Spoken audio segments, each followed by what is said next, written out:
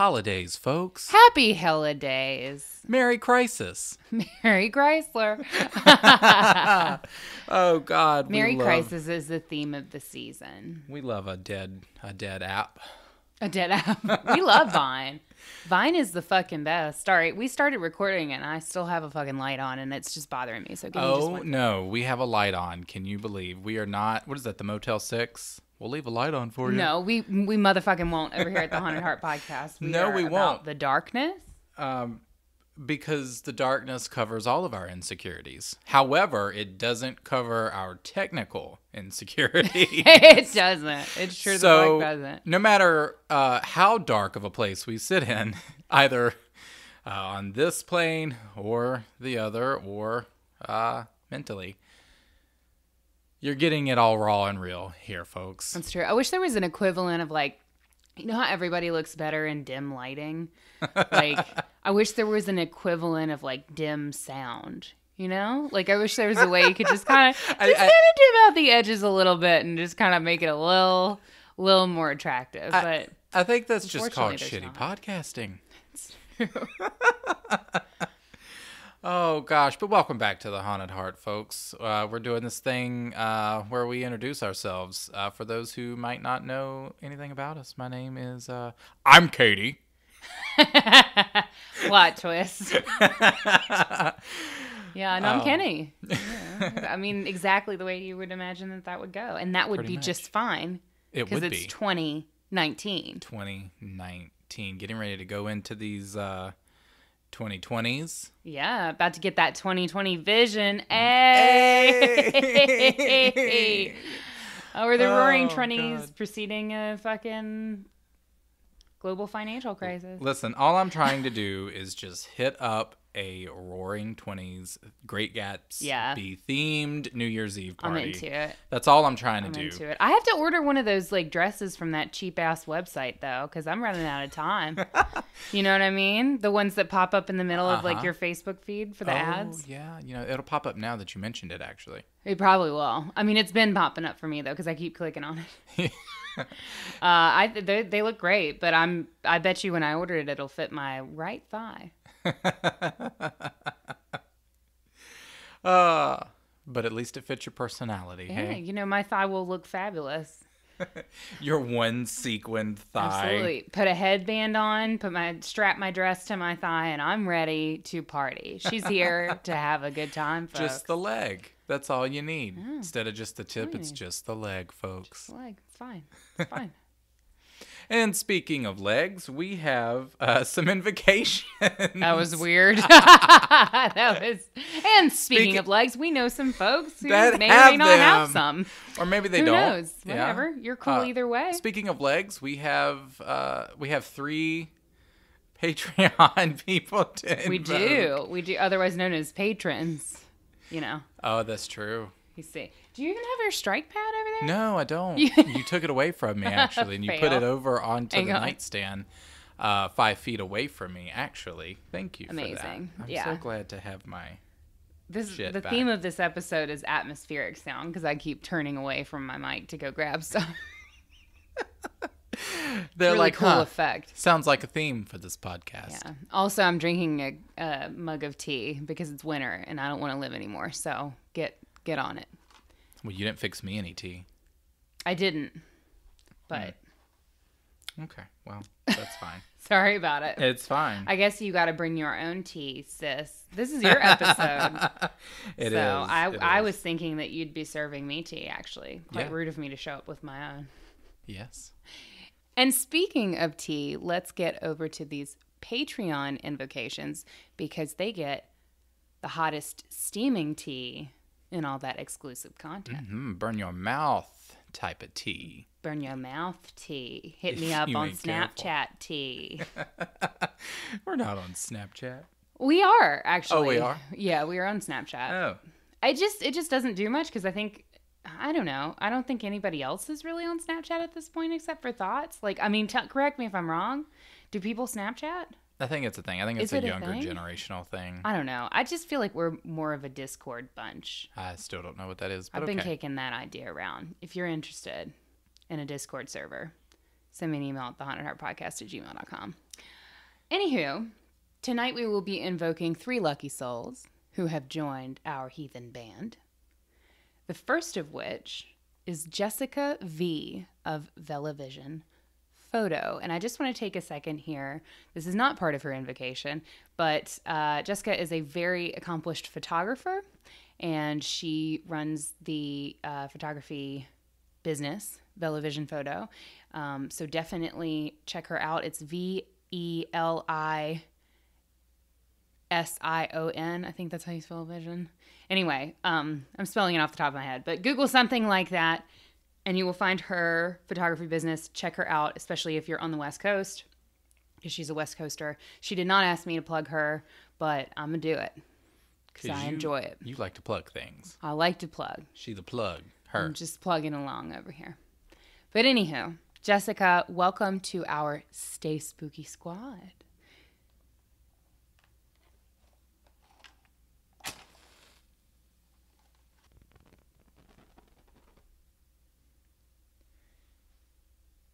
And next, we are going to invoke David C., who is a member of our Haunted Heart Harem.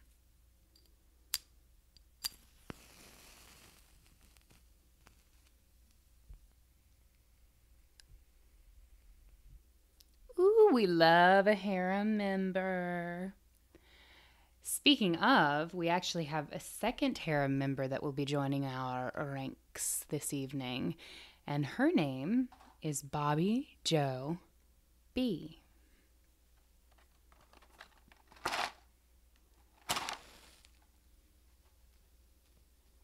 And your candles are lit. They will burn beside our mic stands, not only through the end of the episode, but forever and always in our dark, dark hearts. We send you health, wealth, happiness, full of good intentions through the end of 2019 and into 2020. And we hope that your dresses that you order from creepy wish shops fit you more than just your right kind. Creepy wish shops. Love it. So what in the fuck are we talking about today? Well, because I don't know. I mean, I know that you're covering a case. Yes. And I have to be honest, I'm a little jealous because I'm itching to cover some murder. Oh, But are you? I am. Well. It's like a chronic thing, like a bug. Uh-huh. You know. There's like an itch or a rash. Yeah, like an itching, kind of burning sensation. Uh-huh. Surrounding all things murder. You know, I've been itching to get into it, but I've also kind of been feeling occult. So I'm not sure. That's a mood, right? Which way we want to. I mean, I know we have stuff planned for you guys for December, but like looking towards January, we're kind of in the planning stages, and I'm like, do we want to get into some culty things? Do we want to get into? I mean, we definitely want to get into murder all the time. Only on a podcast like this would you hear that. Do we want to get into murder? Do we want to do that? I mean, it's kind of like when you're trying to decide what to order from Grubhub and you're like, or like do I want to do Indian? Maybe Thai? Or trying to figure out which black shirt you would like to wear. Yes. Yes, that is it. Or for me, which black horror / Halloween t-shirt in my closet I would like to wear on any given day. It's really a struggle. Honestly, there's so many different beautiful styles. It's true. So I know that you're going to tempt me with your case that you have tonight. I am. So last year we did some Christmas murders last year. We covered them. Meaning. Yes.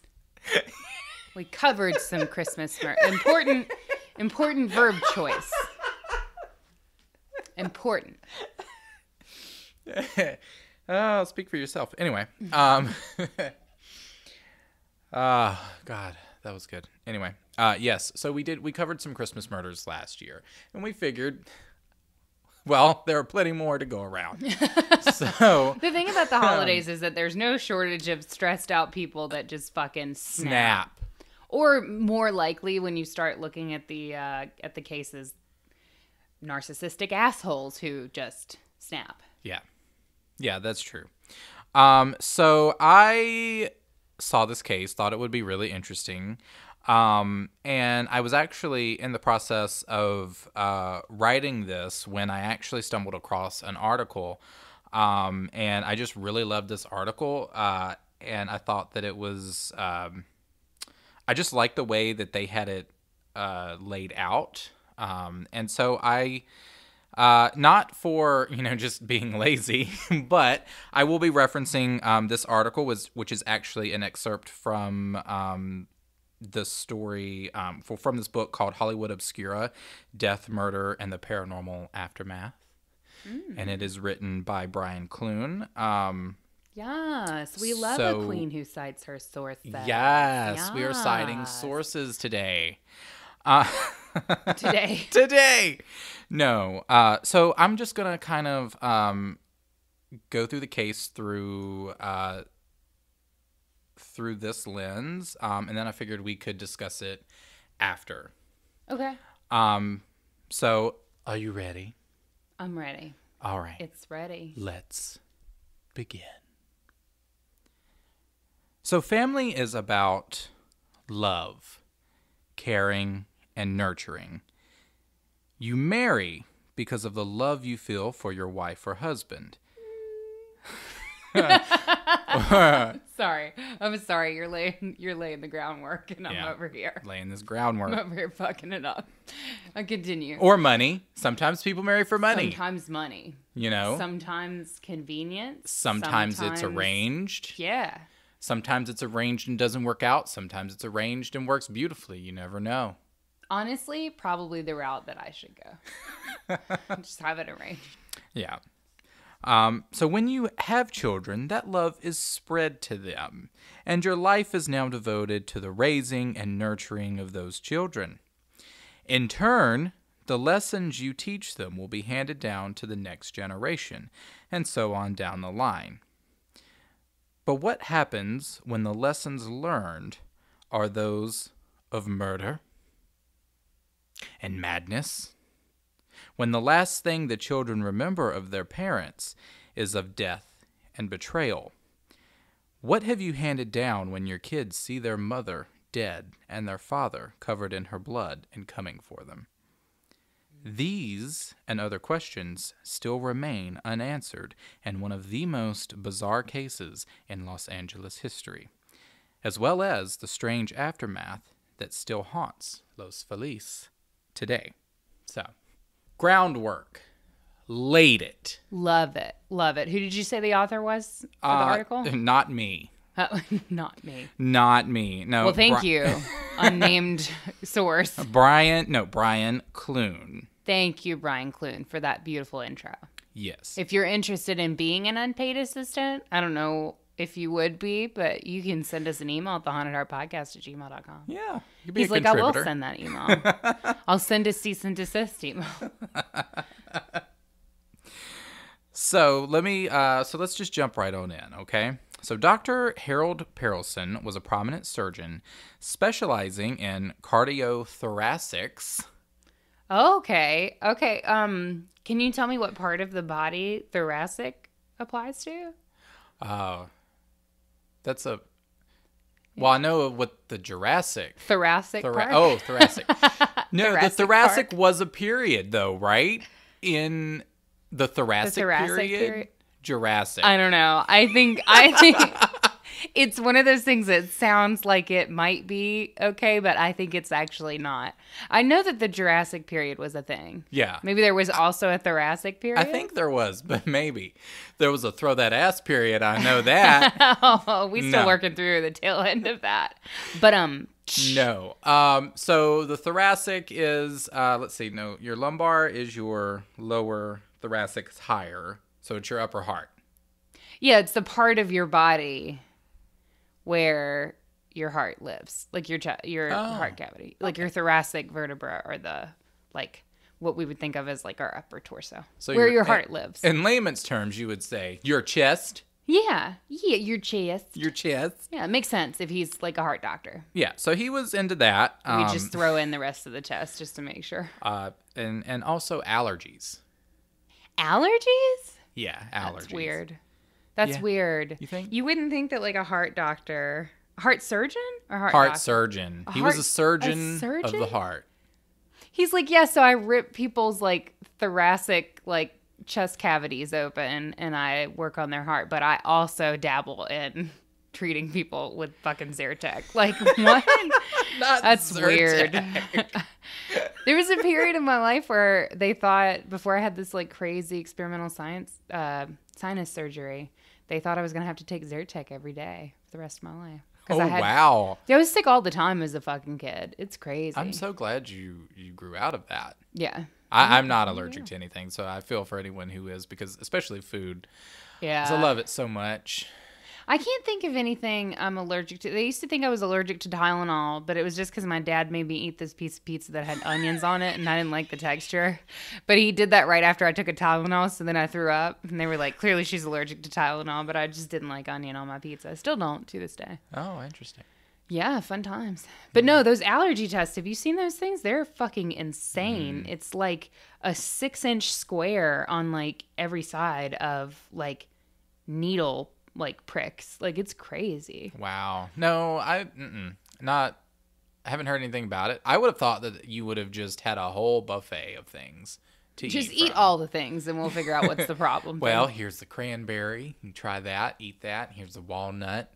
Here's a whole fucking Niçoise salad for you. Try Is it that. pronounced Niçoise? I thought it was Niçoise? Niçoise. Niçoise. I could be completely fucking wrong because I have no background in French at all. I think it's Niçoise. Niçoise? I don't know. Niçoise? Email us at thehauntedheartpodcast@gmail.com and please tell us how we say this word, because if you have the knowledge, because we don't have the knowledge, please let us know. This is actually, I'm being fucking serious. I want a fucking email on this. Please help me. Okay. Because I feel like we out here looking dumb.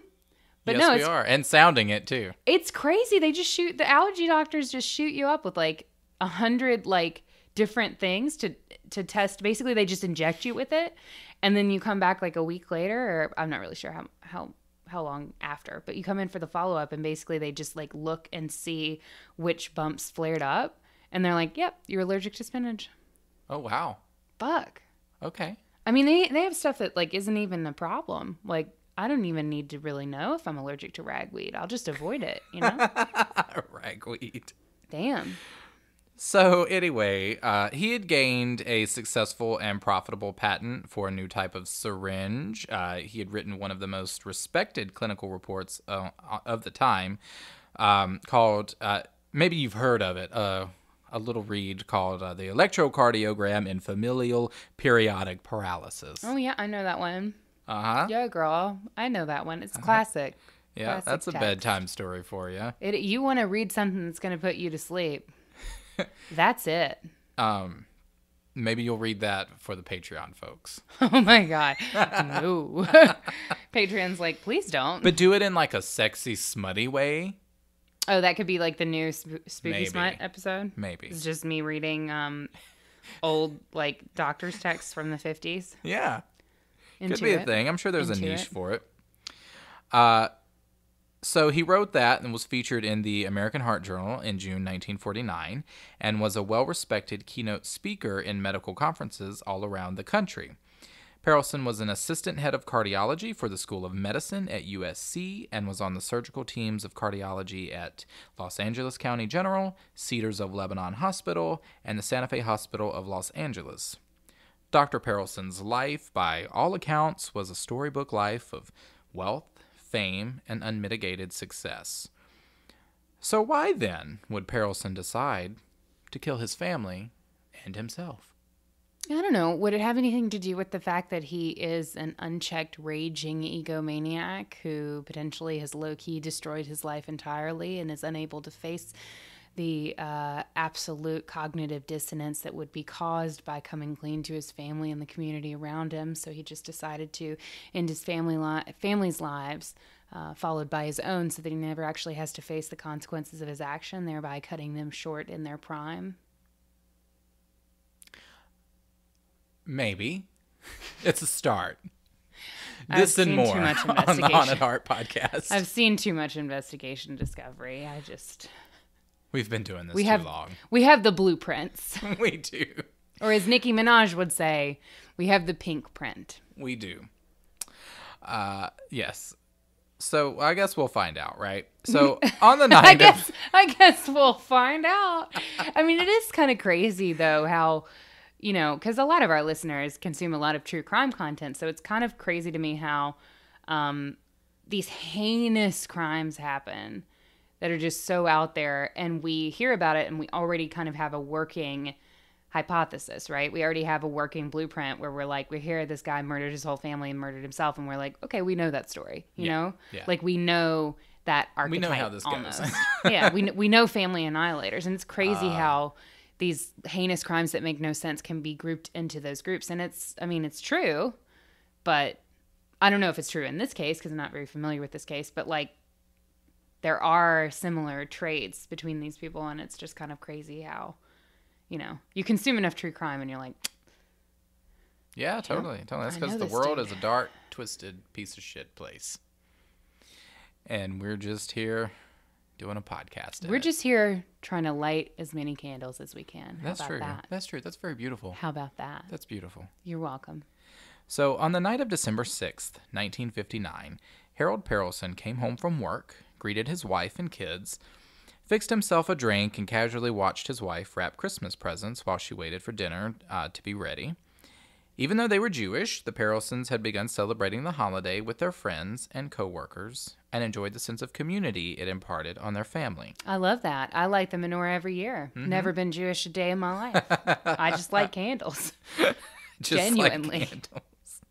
I just like lighting candles, I man. just like them. It's something about lighting the menorah is like, I don't know, it feels very ritually. It's very like Coptic Judaism. Judaism, we'll do an episode on Judaism one day. Okay. On like the root, like, no, there's like mystical Judaism, which is really fucking cool. It's like super, super ritual based and super like magic feeling. It's very interesting. Okay, cool.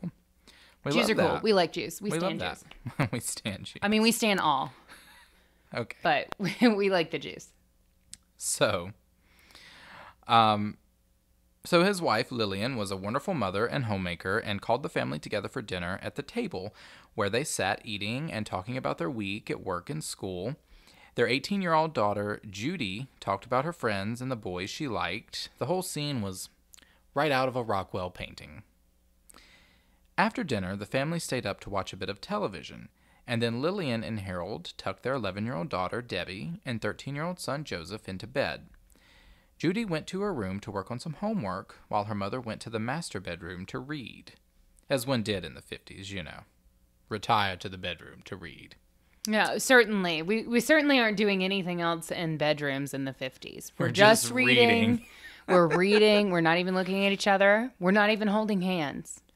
Okay, we're reading separately on separate sides of the room in our own personal space. And we're leaving room for Jesus while we're there. Yes, we are. Leaving room for Jesus. That one got you. Yeah, it did. Yeah, it did. Okay. So she went to go read, and Harold remained downstairs until he knew his wife was asleep, and then went upstairs to read his copy of Dante's Divine Comedy. Huh.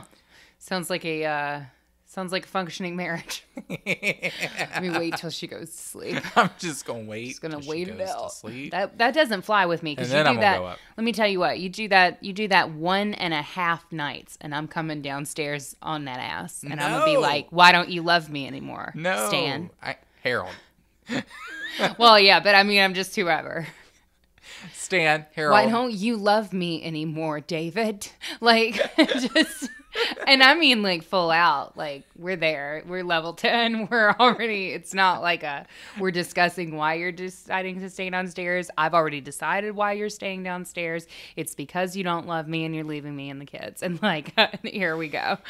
Yeah. We don't even have any kids. Like, Are you leaving me and the kids? Steve. What kids, you crazy bitch? it's just me, like, walking down the stairs smoking.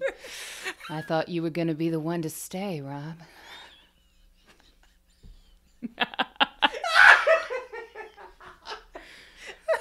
Snapshots of my life. Woo. It turns out Rob is just me, and I'm like, Katie, you're fucking crazy. We're not together. Katie, please. And I can't leave you anyway. Fuck. Get up backstairs. Backstairs? Get up backstairs. The hell? You've been drinking while you've been downstairs. I've had too much eggnog. Get up backstairs. I feel that. I've had so much eggnog that and I don't even drink alcoholic eggnog, but I am so bloated. I think there's probably like an inch of like fat around my midsection that is just fucking eggnog. Like it is bad. I am struggling.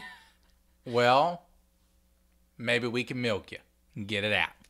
Ooh, that's not good. Anyway, that's not good. That's why we get nasty comments emailed to us. That's true. That is true. How's your foot friend, by the way? Anyway, I hope he's still fucking listening. Anyway, let me get back to this, please. So he was reading his copy of Dante's Divine Comedy until he fell asleep. Until he himself fell asleep. Right after. Until he fell asleep. It's good. Shut up. Sorry, I usually don't call it out, and I know I fuck up all the time, but that was just a good. Until he fell asleep. It sounds so peaceful. I think we really should say it that way. Shut up. This isn't funny. Anyway, until he himself fell asleep right after marking a passage he found personally compelling. So, sometime around 5 a.m., Dr. Perelson awoke, placed the book he had been reading on the nightstand, and went down to the kitchen where he kept a small tool chest. He retrieved a ball-peen hammer and casually walked back to his bedroom, where he approached the bed where his wife was sleeping soundly. He stood gazing down at her for a minute, and then raised the hammer. And in one swift motion, he brought the hammer crashing down on Lillian's head, and then again and again until it was a bloody mess. Perelson then left the room and walked into his daughter Judy's bedroom and began to attack her with the hammer. Judy had already been awakened by the sound of her mother being murdered, and this most likely saved her life. As the hammer came down toward her skull, she just managed to get her arm up, which softened the initial blow. The weapon still connected with her head, however, and the force of the hit disoriented her as she tried to get up and away from her rampaging father. As Judy saw the first swing of the hammer, she had let out a blood-curdling scream. This not only awoke the neighbors nearby, but her sleeping siblings as well. Perelson heard his youngest daughter emerging from her bedroom and, thinking his oldest was incapacitated, casually left Judy's room to see to his youngest child. Perelson walked Debbie back to her room and told her, "Go back to bed. This is just a nightmare." He then proceeded back to Judy's bedroom. While Dr. Perelson had been busy with his other daughter, Judy had regained some of her senses and had fled the house. Yes. Good girl. Yes. She made her way to the neighbors who, already awakened from her screams, quickly came to the door. The neighbor, seeing the blood streaming from the young girl's head, immediately notified the police, who called for an ambulance and sent patrol cars to the scene. Meanwhile, Debbie, who had not believed her father that she had been dreaming, gathered up her brother, and they too fled from the house before Perelson could use the ball-peen hammer on them as well. Fuck yeah, they fled from the house. Yes. Smart girl. Yes. Two smart girls in this story. We love it. Got we her stand little a brother smart girl. and got out of that house. I mean, because if you imagine, crimes like this are very messy. Mm-hmm. So, she comes down the hallway wondering what's going on, and he dips out from her sister's room holding a ball-peen hammer covered in blood spatter all over him. He probably looks scary as fuck. Oh, and he's yeah. like, "Oh, it's totally, you're just having a bad dream. It's just a go dream. back to bed, sweetie." Are you fucking kidding? Sure thing, I'll go back to bed, and then I'll go right the fuck out of this house, because no. Yeah, it's really especially touching to me that she also made sure to get her brother out of the situation too. Yeah. You know what I mean? Because Yeah. I think a lot of the times when you have siblings, or just even being that young as well, it How can old be was she? I'm not sure off the top of my head. But she was the younger but daughter. she was the younger daughter. But it's still, in those instances, like, let me get the fuck out, right? Yeah. So I go into panic. You go into fight or flight. Right. And a lot of that is not necessarily... I mean, because there are stories where victims they're not able, they go into fight or flight and they leave the situation and they, and to be honest, I don't know what the situation was with their like living arrangement or whatever, where her brother was sleeping or where he actually was. But there are situations where it is better to just get yourself out. Yeah, totally. Go get help. Totally. And then bring help back to resolve the situation. But I just think that it was, very brave of, the younger. Absolutely. To make sure that, she also got her brother out as well. Yeah.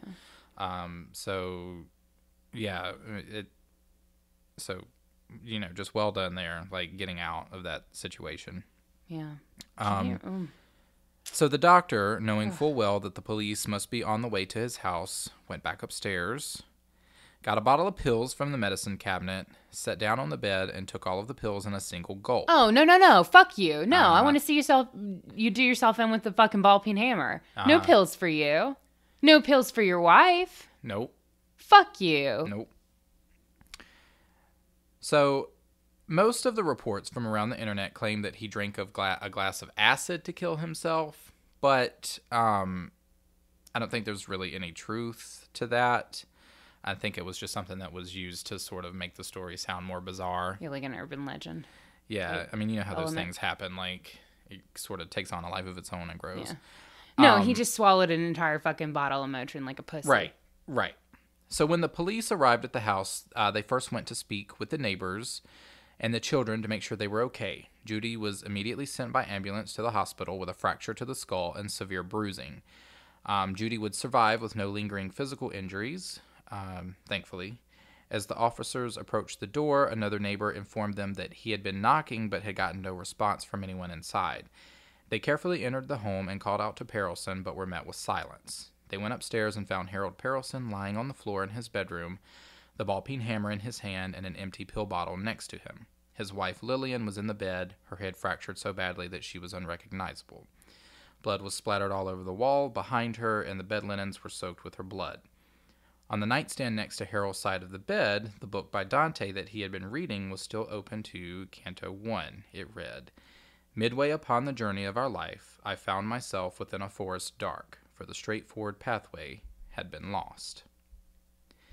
The investigation into the events of that morning were pretty straightforward. It was obvious by the scene of the crime and the statements of the children and neighbors that Dr. Perelson had murdered his wife, attempted to murder his oldest daughter, and had then killed himself by overdose.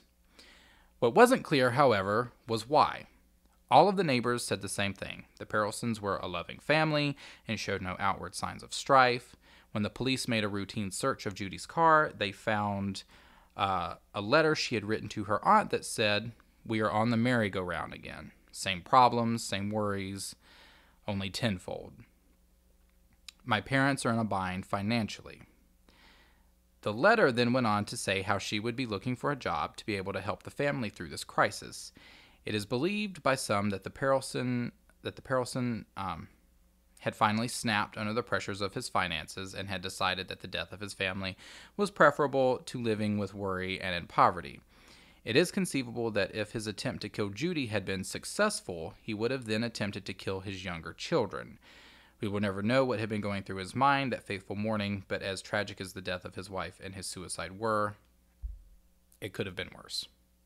Yeah, absolutely. I mean, those kids could have been totally brutalized. Yeah. After the furor had died down and the press no longer deemed the events of that night newsworthy, as they typically do, the mansion was sold at auction, with the proceeds going to settle the estate's debts and the remainder going to the children. The couple who purchased the home, here's where it starts to get a little weird, by the way. So the couple who purchased the home, Julian and Emily Enriquez, only visited the home on rare occasions and used it for storing items that they didn't want in their home. In effect, they bought the mansion to be used as a storage shed of sorts. That's weird. Yeah. Why would you buy a mansion for a storage shed? Yes. So over the years, they would visit the house to either bring something new into the storage site or to remove an item. They were never overly friendly with the neighbors, nor were they rude or unwelcoming. They were just there. Right. When Julian and Emily died in 1994, ownership of the mansion passed to their son, Rudy. Most of the neighbors expected the house to finally be renovated and either sold to a new family or rented out, or they figured Rudy would move in himself. Unfortunately, none of those things happened. Rudy continued to use the house as storage. The neighbors complained to the city that the home was being used as a squatter's hangout. Other times they told how prostitutes would come in and use sex workers, is what we say. We say sex workers. Sex workers would come in and use the home for, quote, entertaining their tricks. This sounds like they're going to be juggling. You know what I mean? Like, that sounds vaudevillian. Like, they're going to be juggling and singing, a little burlesque. Yeah. So, obviously, anytime something tragic happens in a place like this, the ghost hunters start coming and... the ghost hunters. A proud and noble bunch. Yeah. Sporting their barbed wire upper bicep tattoos. Yeah. Belted jeans and rock band t-shirts. Oh, yeah. Backwards caps. What a mess. What a bunch. What a clan, honestly. Yeah. So many people throughout the years, they get a hold of this and they claim to have seen orbs inside, shadows moving about, ghostly faces, which some believe to be Lillian. You never know. I mean, obviously, such a traumatic incident like that can leave negative energy. What is weird, though, and according to legend about this place, is we mentioned that, this has been through 2 owners at this point, right? Supposedly, they never, moved anything in the house. Mm-hmm. So it's set the same as it was on that December 6th night. So was all the furniture there? So was all of the original furniture was sold there. at auction or something? No, all it of wasn't the furniture closed was out still with there. the estate. Mm-mm. It And was so all when still there. you looked, No, that's fucked up. You need to clear it out. So when that's not good. That's not good. That's not good hygiene. That's No, not good spiritual hygiene. We need to go ahead and get all that out. We need to do a lot of sage burning. Mm-hmm. We need to do a lot. So, but what gets even weirder is that, or even more unnerving, is that supposedly you could still see the wrapping paper that Lillian, all of that was still there. Yeah. The Christmas paper was still there. Supposedly the tree was still up. Yeah. I've heard that. So this is the portion of that case that I'm familiar with, mm-hmm. because I've heard from people on the West Coast, I've heard that legend that supposedly the wrapping paper is still there, or the presents are still there, mm-hmm. and the tree is still up. And I don't know. I've never really been able to verify that. I think there were some photos. There are online, photos. The only photos, but I couldn't really make it out. Well, I'm also really bad at that. The only photos that I could find, actually, I didn't see a Christmas tree or Christmas decorations. It's just stuffed, stacked. Well, but I did see Christmas. There was wrapping paper. Oh, really? Yeah. So, you can look at one of the pictures because a photographer actually came in, and took pictures, and you can find them online of this house. And it kind of just looks like a hoarder's right. Because, these people that bought it really just used it for storage. Which is fucking weird. What do those people do? That's what I'm trying to figure out. What are those people doing? But in one of those pictures, you can still see, bows and, and wrapping paper on, a 1950s couch. That's weird. We do not like that. We do not endorse that. No, but then, even their son, just still used it as, who buys a fucking mansion? They must have got on a steal, Murder House discount. Shit. It's great. Better than Black Friday. think since then, and it's a beautiful home. It's like a 1950s style Spanish revival, so it's got that like okay, white, architecture major, yes, Spanish revival. Spanish revival, yeah. So it's got the white, what do you call it, the stucco, and it's got the that red brick shit on top of the house. It was good. It was really. I was about to tell you that you've never been gayer, and then we got to red brick shit. And I was like, nope, there he is. But nope, there it is. So it's a beautiful home. And I think since then it has actually been renovated and on the market. So there's that. I think it's finally been gutted, is what I'm saying. Oh, has it been sold? I'm not sure if it's been sold yet or not. I think it's just back on the market. You should look into that. I mean, I hear the weather in California is fab. No. Just stay away from Dante. No. So Cliff yeah, notes that's kind of like I did in high school. Yeah. So that's kind of the story of the Los Feliz murder mansion, and it's kind of a little bit of the lore that happens after that. I don't think that everything was sort of like left perfectly in place. I don't think that would be practical, especially if you had people coming in, moving their shit into it, and things get disturbed over the years. But like I said, I have personally seen the pictures that there's wrapping paper there. So I think probably that there's and with most cases, there's a sliver of truth that gets blown out for or maybe effect. that was there when they bought the house and it was photographed at that point, and maybe after they bought it they cleaned some of the stuff out. I don't know. The photos happened years after the couple, like after it had been bought. Oh, it's not good. I don't like that. That's suspicious. That's really, really highly sus for me, for the people who bought it. I mean, I'm not trying to character assassinate anybody, but like, it's weird. It's weird to me that you wouldn't clear it out. It's weird to me that you wouldn't, have a fucking garage sale. People love that shit. For real. They'll buy all kinds of haunted shit in garage for real. sales. No, but that's weird.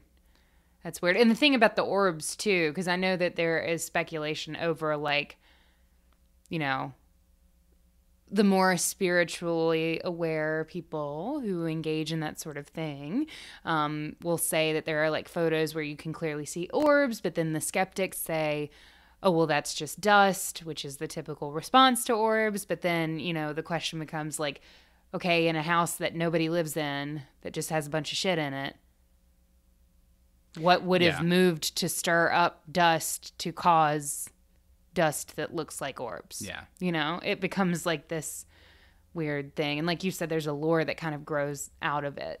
Yeah. So according to Google, so the house, this is sort of like a little bit more of like what happened after that, was the house eventually went on market in 2016. It was listed as a fixer-upper. I feel like I remember when that house went on the market, though. I feel like I remember when that happened. Anytime something's listed as a fixer-upper, it's a good bargain. Podcast. It's good. It's a fixer-upper. Absolutely. It was between that and Trash Talent for our actually, it's a fixer-upper would probably make great merch. It really would be. And it sold later that year to a couple who had plans to remodel and eventually move into the residence. Oh, good. But house is up for sale again, this time for a nice hefty price tag of $3.5 million. And they've like renovated it and stuff? No, maybe their plan was to flip it. Nope. No? Nope. Building and safety records show the current owners applied for renovation permits, and work does appear to have been done on the place. Listing photos show the home's interior spaces have been taken down to the studs, and much of the flooring has been stripped. However, the house is far from move-in ready. And it's so they just ripped all the shit out of it. Yeah. But didn't follow through with renovating it. But they don't know why. Well, it's much less scary, yeah? Why did they just halfway do it and then just said, fuck it, we're out. We're not going to finish this. Okay, and all peace right. out. So, I mean, is there... Scarier. Is there something, to these orbs and, like, Who knows? I don't know. See, I'm of two minds. The one mind, which is the more fun mind, is like, it's sat exactly the same for decades and decades and got all spooky and has all this negative energy. And then this couple buys it and gets halfway through a renovation. And then it's ooky spooky. And somehow it's scarier imagining it sitting like stripped down to the studs with all the flooring ripped out. Like somehow that is scarier. Yeah. But then my other mind is like, maybe they just got a divorce. Like, you know? Or maybe. Nope, not going to go there. Maybe they just, or maybe young couple. they murdered maybe each other with a ball-peen hammer. Anyway. I feel like we would have heard something, honestly. Maybe. But that's it. That's my story on the Los Feliz murder mansion. Thank you. Thank you for that. Yes. Thank you. And how, I mean, has there been any, I don't want to put you on the spot, but has there been any updates on like how the kids are doing? Did they kind of just drop out of the like media? I would imagine after that you would probably. Yeah, I think they kind of kept it low key. I mean, you don't want to be known. No. For that per se. No. I'm sure they had a lot to. Especially the girls, because they had direct interaction with it. Yeah, so, no, they kind of just went, underground. I don't want to say underground, but, like, they kind of just went, they just kind of, like, avoided it. Yeah. So they weren't actually mentioned in any media, like, after the events. Which, I mean, is completely, good. They're right Yeah. to want to avoid that, so. Yeah, no, I mean, it's probably better for them, because at the time they were minors, it's probably better for them that the media did back off, because so often they don't. Yep, And it ends up becoming a huge problem. Damn. So, but just imagining that, like, your parent who is just like totally just deranged must have been so scary. Oh yeah, I mean, definitely. Yeah. It's such a it's such a like in horror, it's such a trope that you see, obviously if you think back to like, The Shining, whatever, Amityville, like you get this like axe wielding father, but it's easy to put that into like a horror movie trope and think nothing of it, but that shit is real and it happens and it's fucking terrifying. And again, we end up with this same, like, what is this formula? Okay, why did he do this? Here we go with finances again. You know what I mean? And I just don't understand, like, honey, go to a financial planner. Like, listen, what is, like, you know what? Bankruptcy, bankruptcy, murder. Bankruptcy, murdering your whole family. I mean, let's just weigh our options here. I mean, it's hard to believe because, but if you live in a mansion, the thing is that, and that's why I kind of like get into this whole ego thing, because I don't think it's a money problem. I think it's an ego problem, because if you live in a fucking mansion, sell your mansion, buy a tiny house, like live, and I don't mean like a tiny house, trademark tiny house. I mean like a small house, rent an apartment if you have to, like, cut expenses where you can. Maybe your wife needs to get a job. Maybe like you need to. Well, like they said, even Judy was considering getting a job to help out. Like that's fine. She's 18 years old. It doesn't sound like we've exhausted any options on the road to bankruptcy. But I mean, also at the same time, like you are this like renowned surgeon, and I just feel like that there were so many doors that you could have chosen. Like it's not like. And not to give an excuse to anyone who does this, just because one person's a surgeon, one person might not be, but like certain people have more doors and more options. I mean, obviously murder is never an option, but it's just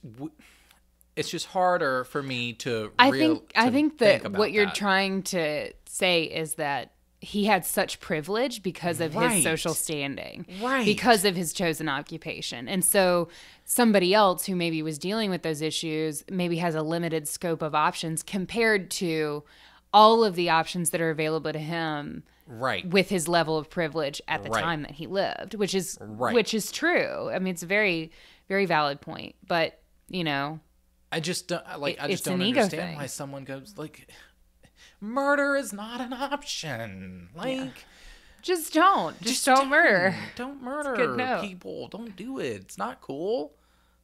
If you take nothing else away, don't You murder. take nothing else away from this show. Don't murder. Don't.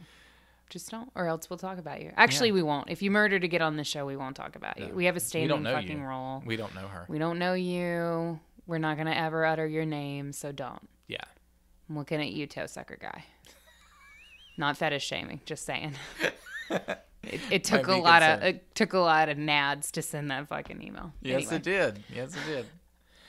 Anywho, if you have no idea what we're talking about with our running joke of the toe sucker email that we received, you should get into our closed Facebook group, because that is where we have all these funny little jokes.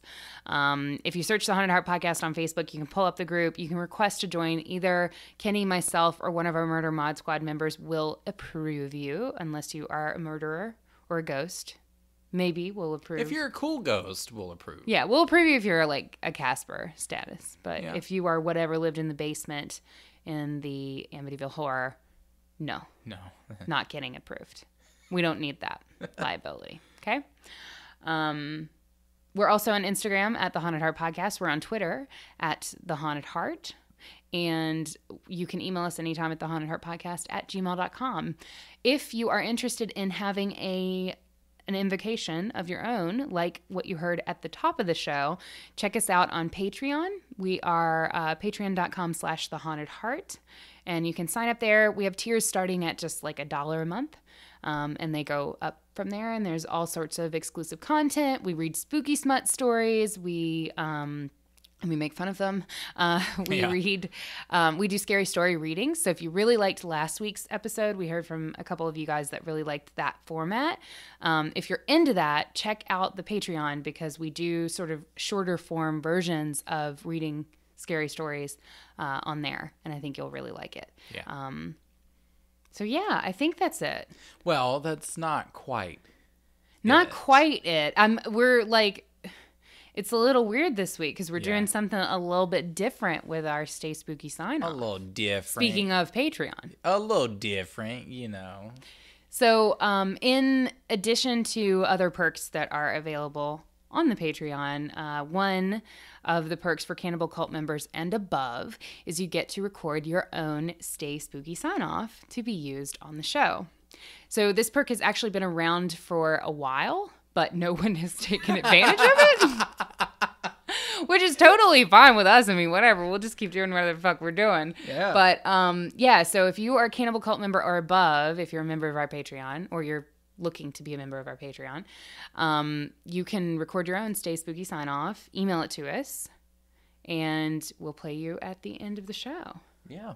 And we have one today, the first one to share with you. The first one, our inaugural Stay Spooky sign-off. Yeah, I feel a little sensitive about it. I feel almost like, we always do the Stay Spooky sign-off, and I almost feel like my ego is like challenged in some way, which is causing a destabilization of my entire psyche. All right, well, let me get that ball peen hammer. Come on. Now, give me the hammer. Give me the goddamn hammer. It's fine. I'm Emily. I'm Matt. I'm Ethan. And you know what you gotta do.